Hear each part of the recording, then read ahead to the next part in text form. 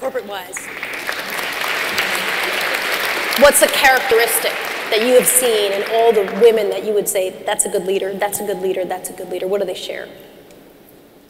Totally authentic. So meaning they can be vulnerable as a leader, connect to the people that they need to lead and have diverse opinions from. But I think we haven't seen in the corporate world the real power of women's leadership emerge yet.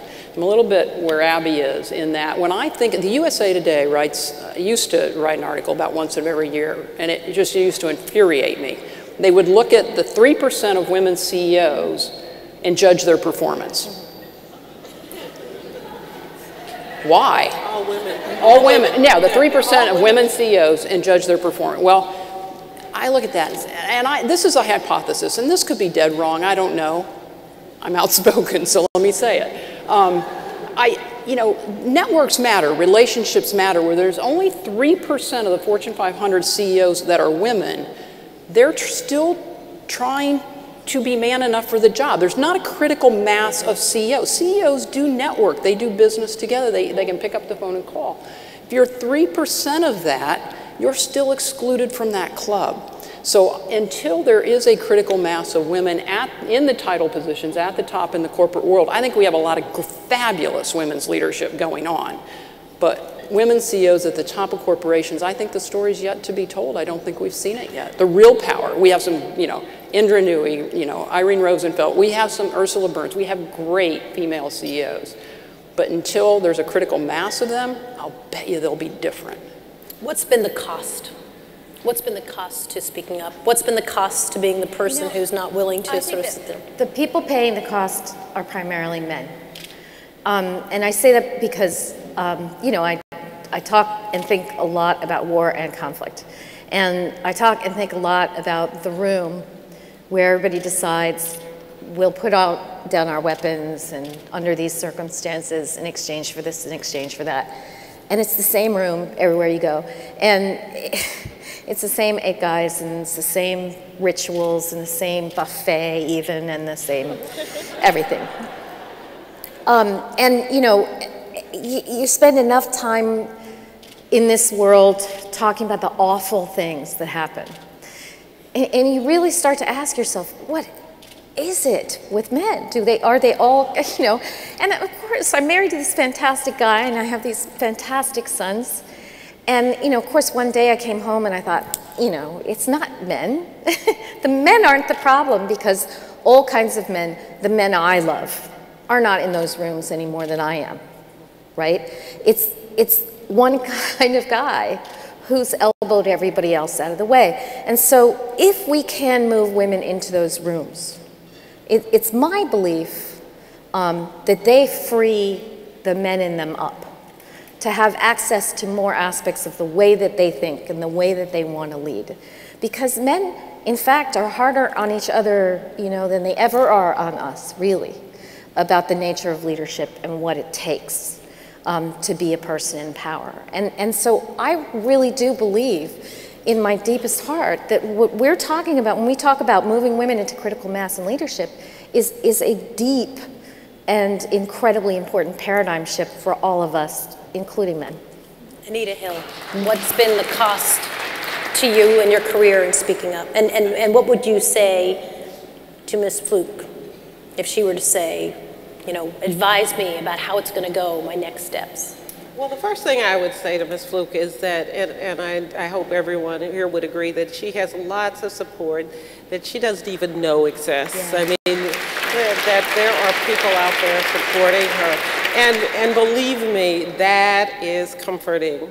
You know you're doing why you're doing what you're doing, but it is very helpful to know that there are people who understand and appreciate what you're doing as well. The other thing I would say is there will be costs. You have to understand there are costs. There are people who will not want to take the risk of associating with you.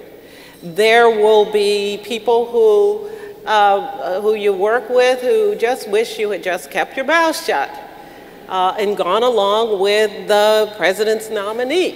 I mean, the powers of politics are such that, yes, there will be those people in your midst that you have to deal with, and they're wishing that you had kept your mouth shut, and after the fact, they're wanting you to sort of fade in the woodwork and never open your mouth again. And so you have to deal with that. And you have to deal with reasserting yourself and being your authentic self. And that sometimes poses a challenge when you have people who really just are hoping that you are not going to do anything that may put them at risk. And I have had colleagues like that, but there are benefits too. And that's what I would say to anyone, that one, you don't have to toss and turn every night. You can put your head on the pillow and know that you did the right thing. Can you lie down? I do. I sleep lying down. Good. And so there are benefits and there are opportunities. And there are opportunities, though, if you really work at it and pursue it. And you continue to grow and you continue to learn from the experience. And you reach out to people who care about you and believe in what you're doing. I also think it's really good to have a moment of like this every so often, because, I mean, for me, this last week has been proof that we've come a long way.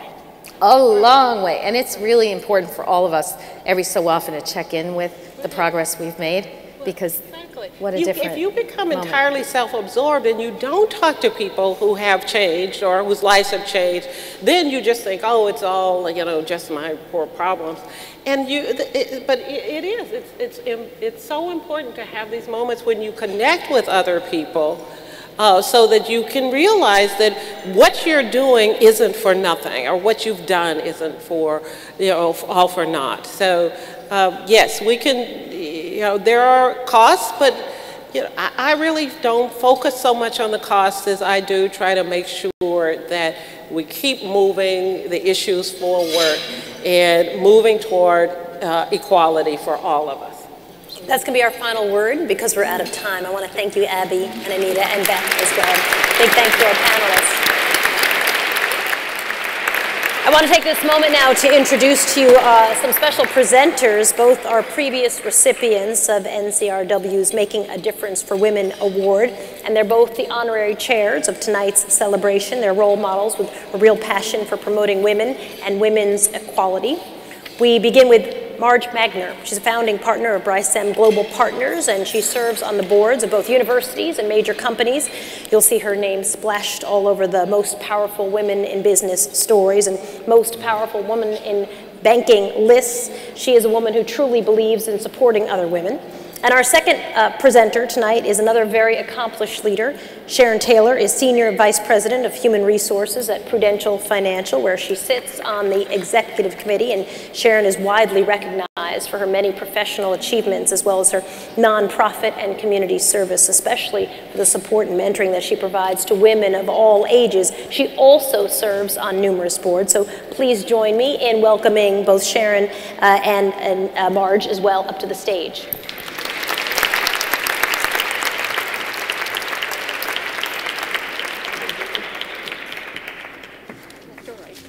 Wherever you're more comfortable. Go ahead. Thank you. Thank you, Soledad. My pleasure. It's nice to see you all up here. Well, this is the part of the evening when we actually get to recognize and applaud this year's honorees.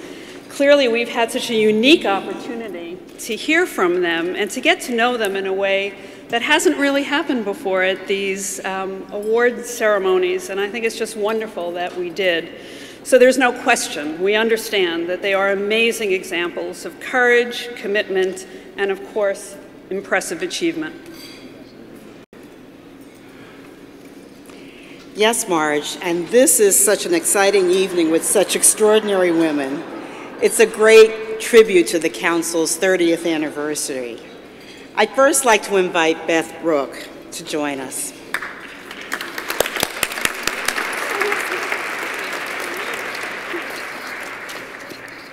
Beth, you are an extraordinary visionary whose accomplishments in business are only surpassed by your humanity and your outstanding efforts to spread tolerance and appreciation and diversity everywhere. We are in awe of your committed fearlessness, and we are in awe of your commitment to leadership. Please accept our congratulations for this award. Thank you so much.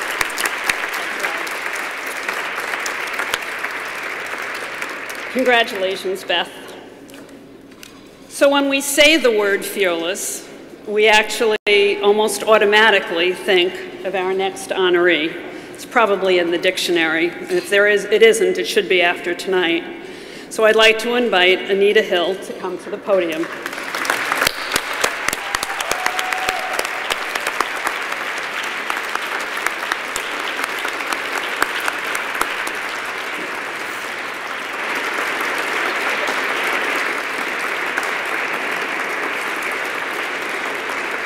Anita, you have shown unwavering courage as a lawyer, teacher, role model, despite overwhelming challenges and sometimes in the face of fierce opposition. Through your calm and steady honesty, you have shown what a difference one person can make, especially when it's a woman. On behalf of the National Council for Research on Women and all of the women who are here tonight and whose lives you truly changed, I congratulate you on this award and thank you for everything you have done for us.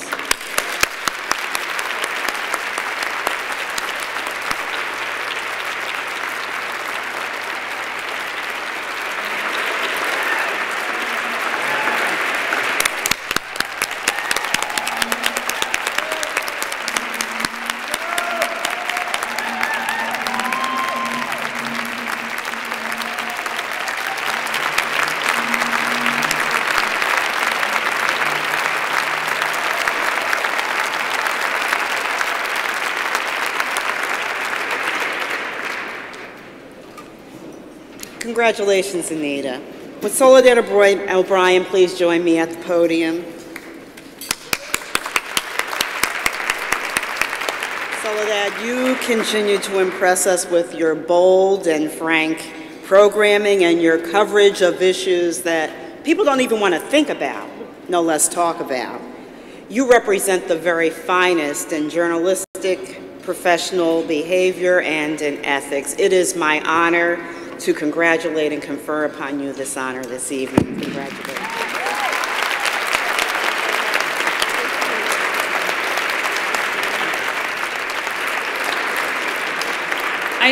I also think Soledad should get a special honor for being the hardest working honoree I think we've ever had, having to do so many roles that you do so wonderfully. Thank you. And now, I'd like to invite our trio of filmmakers to join us on the podium. Abigail Disney is here, Pamela Hogan and Ginny Rittaker, would you please come up?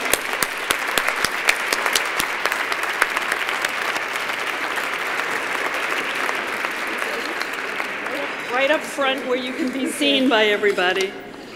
Abby, Pam, and Ginny, you have shown how great art and communication can combine into a combustible package that opens hearts and clearly opens minds. Through your Women, War, and Peace project, you have shown how women the world over make a difference and solve the most complex problems with courage and endurance. The world will never see women the same again because of your work. It is a great honor and joy to congratulate the three of you on this award.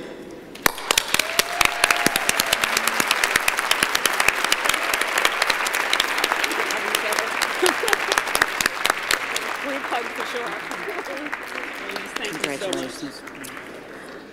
Ladies and gentlemen, we'd like to give you a brief glimpse into this extraordinary film project, Women, War, and Peace.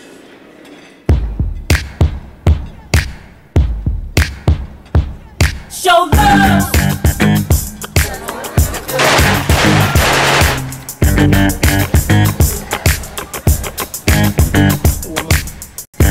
It was held on Earth